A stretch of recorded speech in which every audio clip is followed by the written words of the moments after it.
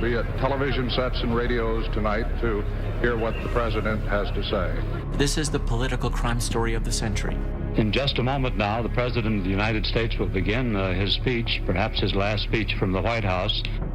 He always saw enemies. He always saw people in the shadows.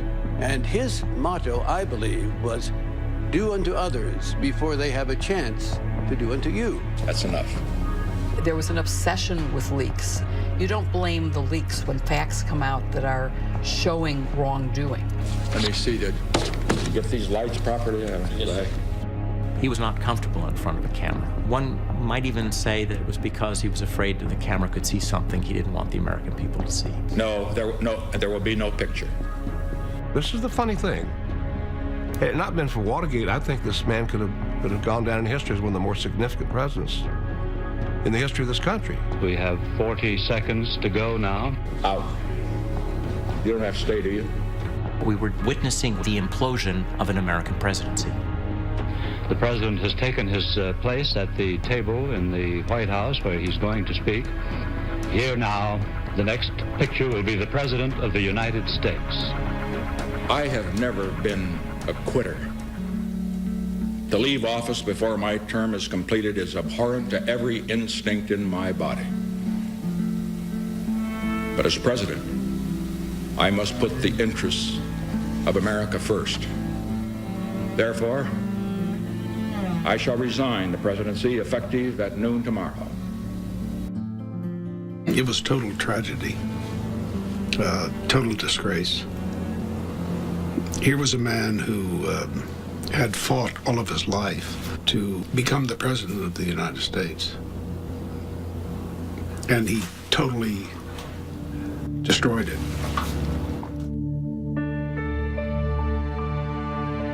If someone looked into the soul of Richard Nixon, he knew, absolutely, that he was guilty.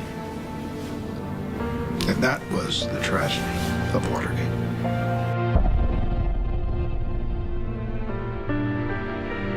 I don't come from a political family. I didn't think about the possibility of being president of the United States. My mother didn't take me into her arms and tell me someday you'll be president. Nixon is born in a dirt poor family.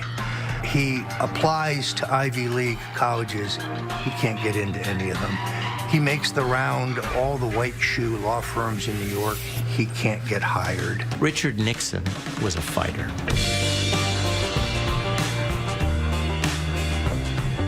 There was a fire in this man. The people are sick and tired of it. They're outraged and they want something done about it, and they're tired of an administration which, instead of cleaning up, is covering up the scandals in Washington at the present time. He goes from Navy to the House to the Senate to Vice President of the United States in 6 years. That's a meteoric rise. He wanted to prove something, and he felt that political victory, political success, would be the way to prove that he was who he thought he was. And I say we can't afford to have the White House as a training ground for an inexperienced man who is rash and impulsive. He is beaten by the telegenic, charismatic John F. Kennedy in 1960. Nixon looks at Kennedy, and Kennedy's everything he wants to be. Charming, cultured, charismatic, confident. That resentment is what drives Nixon. It drives him to try again. It drives him every time he gets knocked down and he's defeated. It drives him to stage the greatest comeback in American political history. I, Richard Billhouse Nixon, do solemnly swear that I will faithfully execute the office of President of the United States. The American people oppose the continuation of this war. Everything was on fire in America. You had the Vietnam War that had been raging. Americans had also been through a traumatic decade. 3 high-profile, shocking political assassinations. Get the gun! There was just an eruption of fury around the country. Nixon was defined by the Vietnam War. You had all sorts of music and movies and television all aimed at Nixon as being kind of the villain of his era. This is Richard. How I love to be President Nixon. And Nixon just always seemed completely out of touch when it came to popular culture. I hope they sock it to you. Oh, sock it to me? Sock it to me?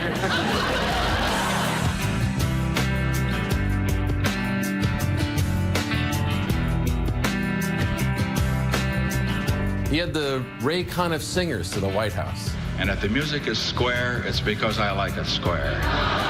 Nixon offered a fairly simple view of the country.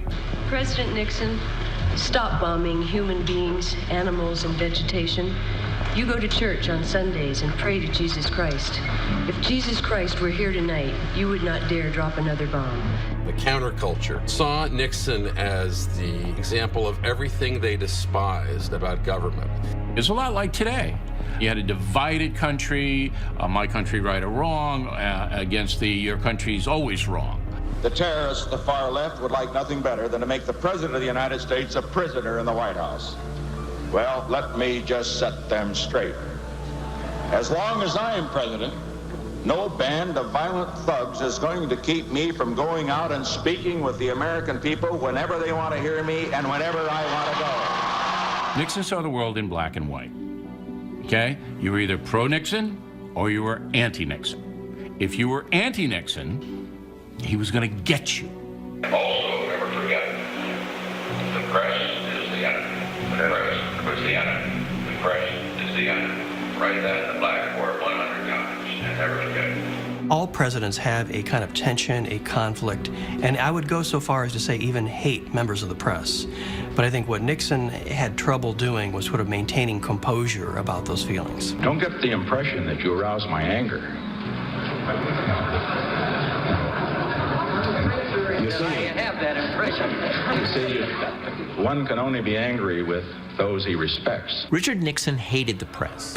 On June 13th, the New York Times began publishing a partial text of a secretly prepared study in the Pentagon relating to the origins of American involvement in Vietnam. In 1971, when Daniel Ellsberg leaks the Pentagon Papers to the New York Times, President Nixon was convinced that Ellsberg is part of a conspiracy of Democrats, and he's enraged and he's out of control. What made it especially problematic for Nixon was the first publication of the Pentagon Papers shared the front page with the coverage of his own daughter's White House wedding. For a conspiracy theorist like Richard Nixon, the publishing of the Pentagon Papers the day after his daughter's wedding was not an accident. He wanted lie detector tests given to everybody. He wanted the name of the guy who was responsible. He wanted telephone taps, a lot of hyperbole, a lot of hubris in the Oval Office. And it's in that environment that the White House creates the plumbers. They call us the plumbers because we are there to stop the leaks at the White House. Richard Nixon ordered the creation of the plumbers because he was convinced that the Ellsberg Pentagon Papers leak was just the beginning. During that period, they sent operatives secretly to look at Daniel Ellsberg's psychiatrist's office. They thought that the conversations that Ellsberg had had with his psychiatrist might be a source of great stuff to destroy his public reputation. The way we would have met that challenge back when I was in the FBI was we would have pulled what is called a black bag job, a surreptitious entry, a covert operation. What we were engaged upon was something that had the full and hearty support of the executive branch of the United States government. You can do no wrong. There was an E for Ehrlichman by approve, and underneath that he had written in his own handwriting, if done under your assurance that it will not be traceable. And that was our written authority to go out and conduct that covert operation. These underlings, they are responding to the boss's needs and desires, and they want to make him happy. And so they push very hard. And he doesn't ask them for the details of how they do things. He doesn't care about the details. But he's created a moral climate where almost anything goes. He is ultimately responsible for the climate in which these zealots operated. We're against any conspiracy that are using any means. We are going to use any means. Is that clear? Get it done. people of that era taped. They taped their phone calls. And Nixon would have known that presidents prior to him, also from that generation, taped. So Nixon continued the practice, but he also greatly expanded it by making it sound activated. February 1971 is when the taping system goes in. In the first couple of days of taping, there's a little discussion about the whole system.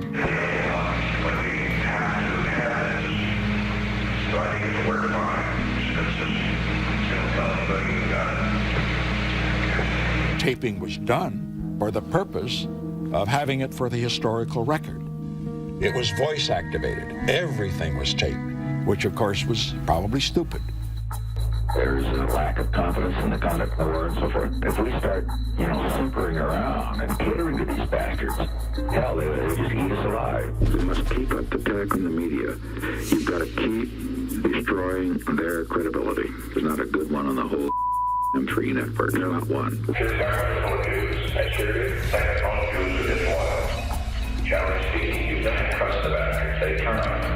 Without the tapes, Richard Nixon, I think, would have survived. When the tapes were revealed, one or two of them proved from his own lips, from his own words, that he had orchestrated the cover-up of Watergate. Next. I said, I am to kill Jack Anderson. I am on my way to kill Jack Anderson.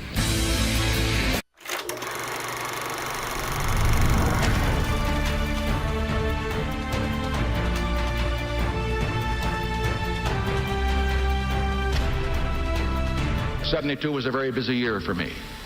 It was a year when we had the visit to China.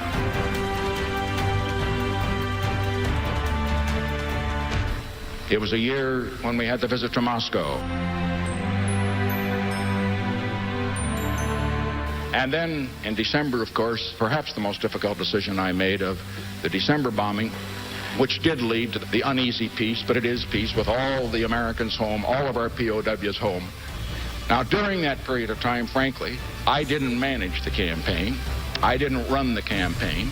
People around me didn't bring things to me that they probably should have, because I was, frankly, just too busy trying to do the nation's business to run the politics. If mistakes are made, however, I'm not blaming the people down below. The man at the top's got to take the heat for all of it. Nixon had very loyal men around him, folks who were willing to walk over broken glass. And he exploits that. Nixon exploits that, and he gets them to do his bidding. Nixon had a tendency to surround himself with these young Southern California ad agency types. The White House staff, as it evolves, I think you'll find will be smaller than it's been in the past. I know you'll find it'll be probably the youngest one in history, certainly one of the youngest. Richard Nixon managed to charm them, and that charm was so strong that he pulled them over the line. He encouraged them to do things that maybe they wouldn't have otherwise done. And they seemed to be involved in one giant contest to prove to the boss who could be tougher, who could be more ruthless. The critics call them the Germans and describe their office as the Berlin Wall. I'm speaking of President Nixon's chief White House advisors, John Ehrlichman, and HR for Harry Robbins Haldeman. Haldeman and Ehrlichman were like brothers to Nixon at times. I mean, they served in every possible personal and professional role for him. Haldeman and Ehrlichman understood the importance of protecting the president. I knew Haldeman to say hello to, although he was a much feared figure, and I remember my father used to call him the Jolly Steel Buzzsaw. You want to understand Bob Haldeman? Look at his haircut. Bob Haldeman was the chief of staff of the White House. And people said, whatever Haldeman knows, the president knows. In February of 1972, the election year, there was one reputable poll that said that one of his opponents was within 1 point of beating him in an election. And clearly, Mr. Nixon said, I'm going to make certain that my enemies don't get me. The Nixon campaign's political propaganda arm publicly portrays two arch villains to the re-elect Nixon effort. The national media, which will slant stories unfavorable to the administration, and Democratic frontrunner George McGovern. Operation Gemstone was a plan of dirty tricks and of political tactics leading up to the election year of 1972. Nixon would call it rock'em sock'em politics or hardball. It wasn't just tough politics. It was criminal behavior. I said, well, if you're talking about an all-out, full offensive and defensive capability political intelligence operation, you're talking about one hell of a lot of money. G. Gordon Liddy put together this madcap collection of crimes. Each different kind of operation was given the name of a precious jewel. We had so many operations, we quickly ran out of precious jewels. We went into semi-precious jewels, and by the time we were finished, we were down to coal and brick. Liddy, I say, was a cowboy. Liddy was a hotshot. Liddy was the guy who would do it and could do it. When you hire a G. Gordon Liddy, you're hiring a guy that's going to do what he's told to do, and there's not a lot of boundaries. We later learned that Howard Hunt and Gordon Liddy plotted to try to kill Jack Anderson, the columnist. Gordon Liddy brushed by me and he said, Jeb just told me to take care of Jack Anderson. I said, I am to kill Jack Anderson. I am on my way to kill Jack Anderson. He said, oh my God. He took off like a deer running down the hall. I then went into Magruder's office and I said, Jeb, did you just tell him to rub out Jack Anderson? I said, Gordon, I was just talking off the cuff. I wasn't serious. And Liddy looked at me with that stern, sort of macho look, and he said, never give me an order for a hit job that you don't mean, because I'll do it. The irony is that he had been an FBI officer. And yet he comes out of the FBI environment and he is ready to break laws at the request of the executive. Gordon Liddy goes to the Department of Justice, the highest law enforcement officer in the land. He's in the Attorney General's very formal office, and Gordon Liddy presents Operation Gemstone, under which they will not only break into the DNC offices in the Watergate complex, but they will hire a houseboat to place outside of the Fontainebleau Hotel in Miami during the Democratic Convention. They will put prostitutes on this houseboat with cameras, so they will lure Democratic delegates onto the houseboat and blackmail them. John Mitchell, who was transitioning from the Department of Justice to the head of the Committee to Re-elect the President, was the man who was going to okay or not this collection of crimes. They asked for $1 million, and John Mitchell didn't say, are you guys crazy? Get out of here. That's all illegal. That's crazy. No, he said, it's too expensive. Please come back with a lower budget. There was pressure from the White House, from me, and from the president to the committee to get their campaign intelligence activity going. To me, it was a throwaway project. Give Liddy the $250,000 and let's get him off our back and satisfy the White House. And Mitchell finally said, okay, let's go with it. I remember at the beginning, there was a sense of the mastermind of all of this is Gordon Liddy. Well, history now has established that the mastermind was Richard Nixon. And so when we come to the Watergate story, it was perfectly in character. Even though he looked like he was set up for a pretty comfortable re-election campaign, it was perfectly in character for him to say, well, I want every advantage. I will approve this. I will approve that. Because he thought if he played it straight, he might lose. And so he played it a little crooked. I was called in by Jeb Stuart Magruder to his office, and he said, can you get into the Watergate office building? Over the weekend, 5 men were nabbed in the Democratic National Headquarters here in Washington, seemingly preparing to tap or bug it. Continue with more of Truth and Lies. Watergate. There were a lot of street muggings, a lot of armed robberies. I was a sergeant assigned to the people on the street, called us the bum squad. What I looked like in 1972 was like a junior Charles Manson. Georgetown, Friday night going into Saturday is always crazy back then. On June 17, 1972, there was a break-in at the Democratic National Committee's headquarters in the Watergate office complex. This was the start of what would be the political crime of the century. I was called in by Jeb Stuart Magruder to his office, and he said, can you get into the Watergate office building? We want you to put in a room monitoring device. I took a dangerous gamble and risk. I recruited Mr. James McCord, who was the security chief of the Committee to Re-elect the President.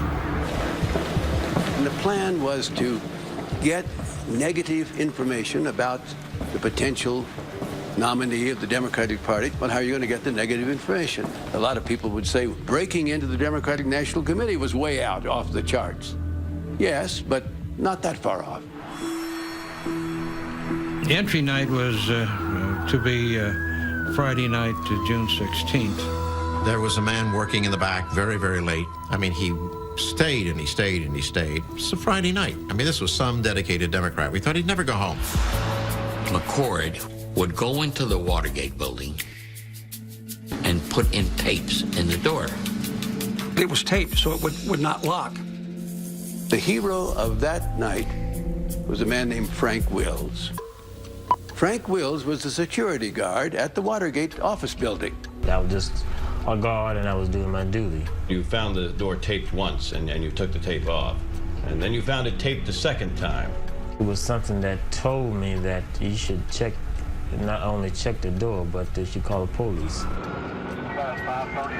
About 1:52 in the morning, the call comes out for an alleged burglary at the Watergate Hotel. I just kind of blinked my eyes. Yeah, we'll take the call. And we were there in a minute and a half. We approached the front door, 2600 Virginia Avenue.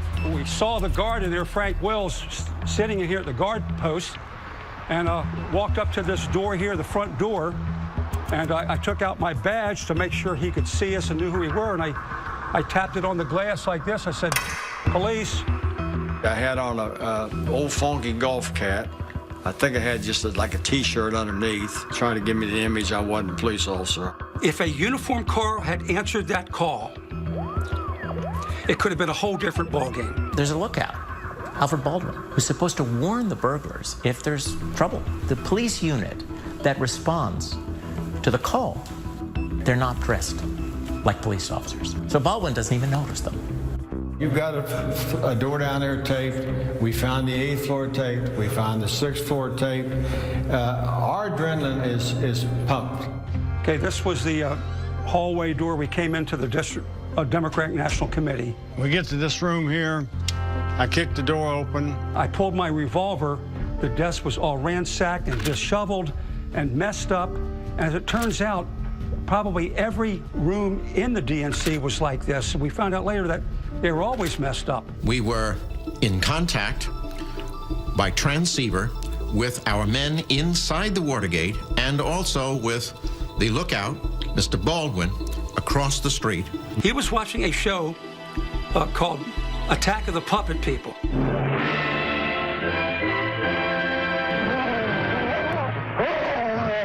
And he was glued to the TV set.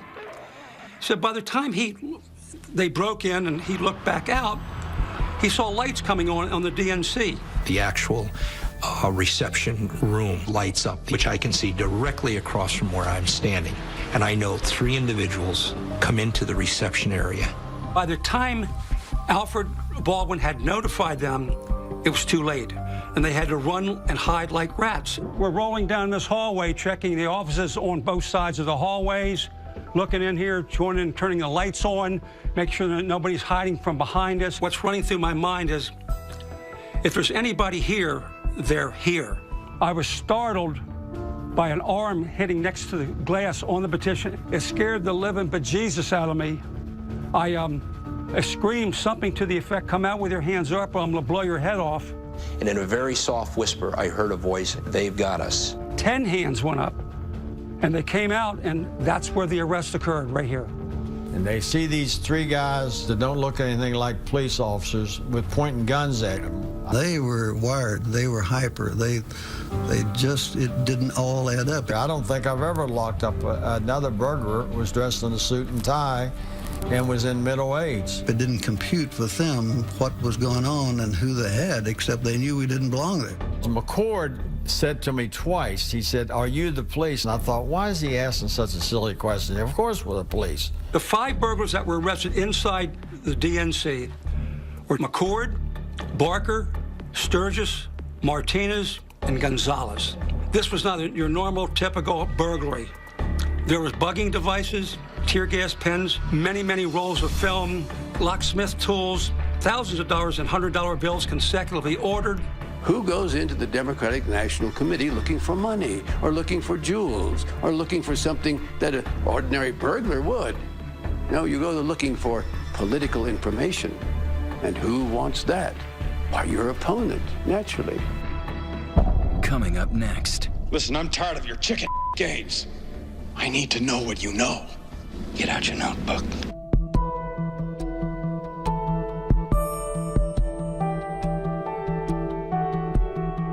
The Democratic National Committee is trying to solve a spy mystery. 5 men were nabbed in the Democratic National Headquarters here in Washington, seemingly preparing to tap or bug the place. People weren't saying, oh my God, this is clearly going to implicate Richard Nixon. It just seemed bizarre.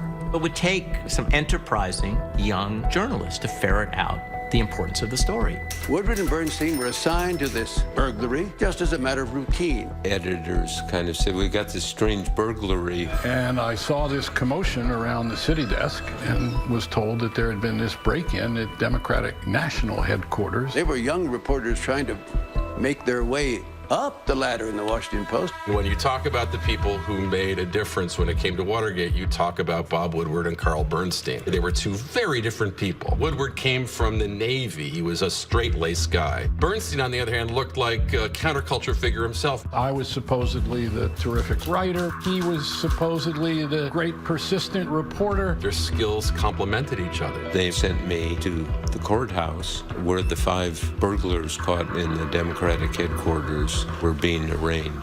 The judge asked the leader, James McCord, where did you work? And McCord went, CIA.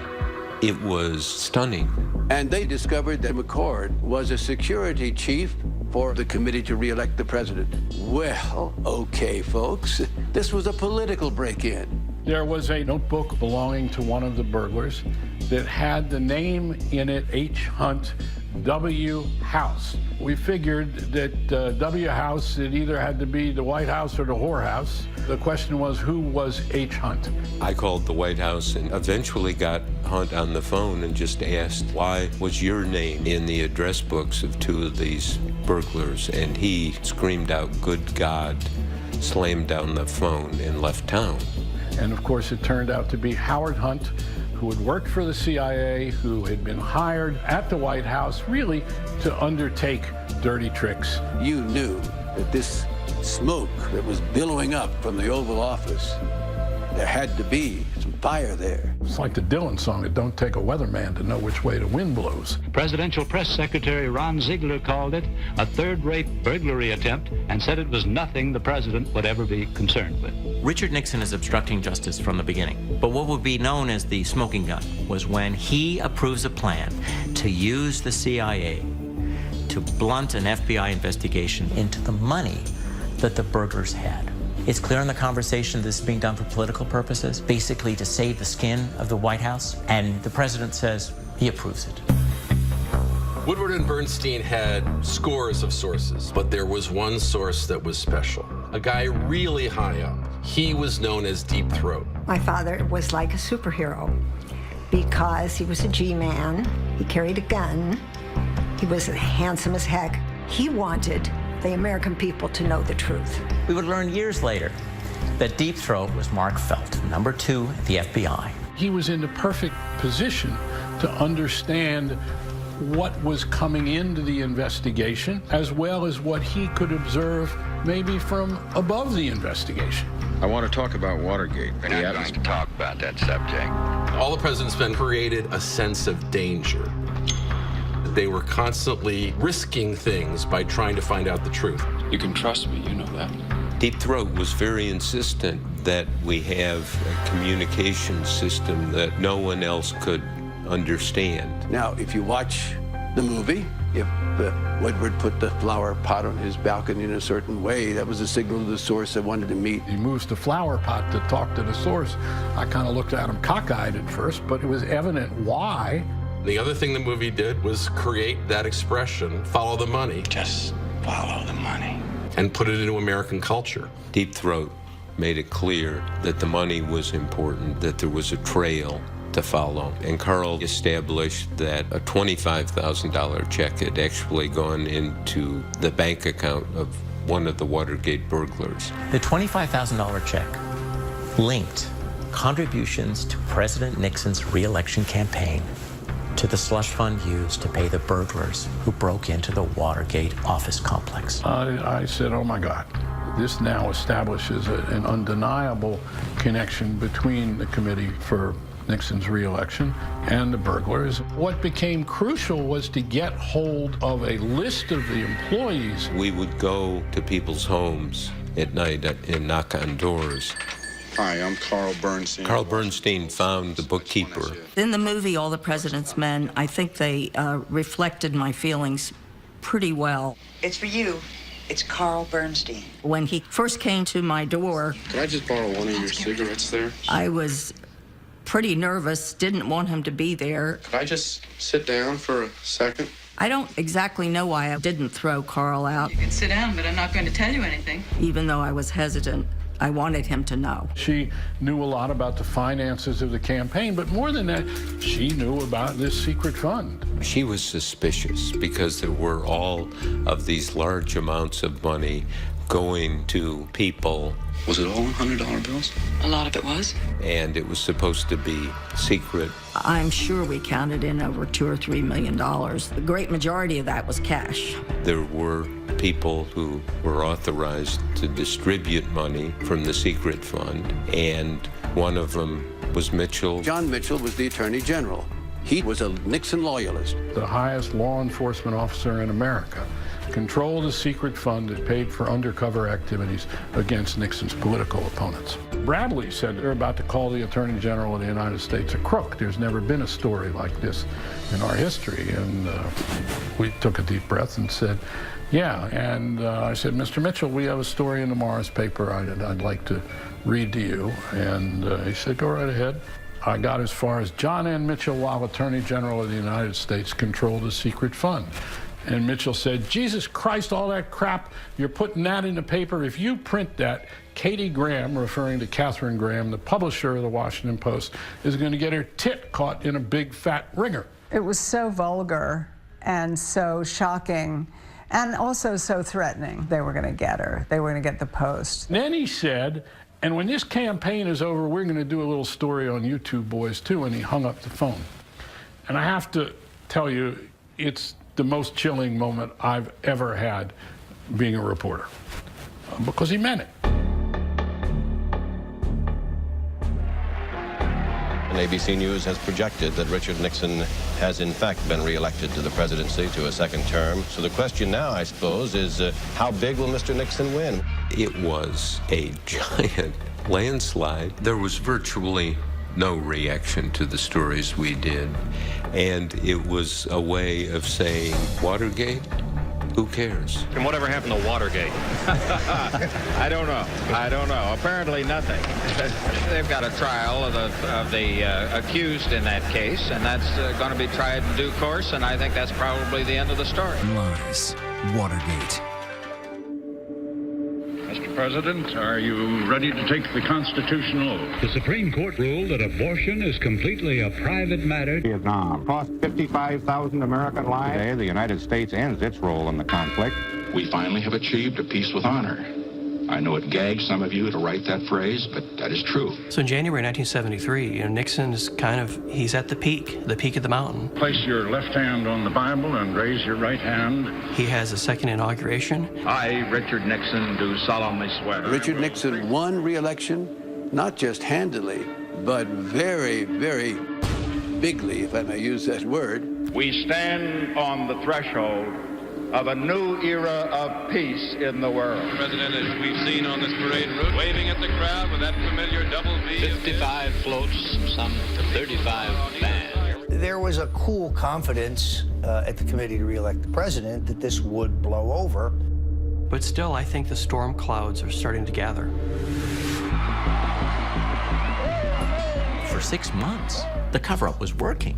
And so if you were investigating the story, people looked at you as if you were a bit of a conspiracy theorist. I mean, why are you bothering with that? By Bob Woodward and Carl Bernstein, they're still pressing. They're digging deeper, they're digging harder.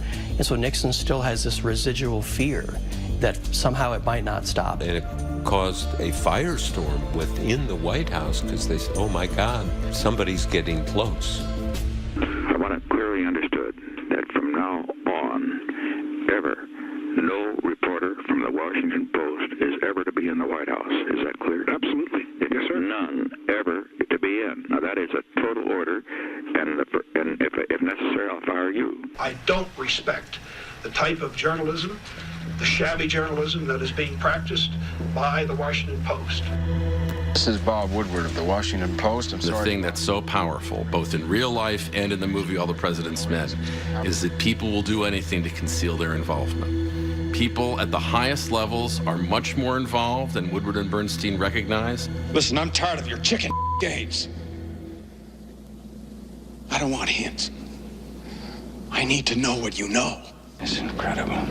Cover-up had little to do with Watergate. It was mainly to protect the covert operations. Get out your notebook. There's more. The last meeting with Deep Throat, a lot was revealed. He kept saying the Watergate burglary is not just one isolated operation. This is a much bigger story than you think. Here was an inside mole who was reporting to the newspapers and so forth and giving them all the scoop. That made it appear all very credible. While they stuck the knife in and twisted it pretty good, we gave the knife to them. Woodward and Bernstein were very important. They deserve all the accolades. They elevate the story so that the Senate and others can take notice of it at a time when the cover-up was working. 3, take 1. The Senate tonight voted 77-0 to establish a select committee to investigate alleged political espionage in last year's election campaign. That includes the Watergate bugging case. We will cooperate fully with the Senate, just as we did with the FBI previously in what was called the Watergate matter. One of the president's first questions is, what is all this off on the horizon, no larger than a man's hand? What is this committee? The committee will be headed by North Carolina Democrat Sam Ervin. If it wasn't the press, Congress wouldn't have done anything about it. The story would have been covered up. Nobody would have ever heard about it. The White House strategy is to contain the damage, to keep the legal responsibility held to 7 people, the 5 burglars and E. Howard Hunt and G. Gordon Liddy. The usual thing in a situation like this in the intelligence service is that they will have bail provided for them. They will have legal counsel provided for them. They promised they would pay them and take care of their families if they just went to jail and didn't reveal the involvement of the White House. So they were basically ready to plead guilty and keep quiet. Howard Hunt, a former White House consultant, pleads guilty to all charges in the Watergate bugging trial. Mr. Hunt, if you could just come up to the microphone. Let me know when all cameras are rolling. Mr. Hunt, is there anyone higher up involved in the conspiracy? I would testify as follows, gentlemen, that to my personal knowledge there was not. And they take the rap. They essentially cop to it, hoping that the buck will stop there. One of the problems of sort of paying hush money is that no price is too big. And Howard Hunt needed more and needed more and needed more. All of us were headed for prison, and that something ought to be done, should be done. And if they didn't, then dire consequences for the administration could result. Just a plain statement of fact, not a threat. John Dean says, it's become like a mafia. Where does it end? We are being blackmailed by our own people. The cover-up was collapsing, but Dean realized it was about to come apart. Next. He had enough explosive information that he would blow the White House. It was the O.J. Simpson trial of its era, almost like some kind of mafia story. On June 17, 1972, there was a break-in the Watergate office complex. 3, take 1. 5 men were nabbed in the Democratic National Headquarters here in Washington. Is there anyone higher up involved in the conspiracy? What did the president know, and when did the president know it? The pressure is building today on President Nixon. He sort of lost control, a dangerous trait in a president. We must keep up the attack on the media. You've got to keep destroying their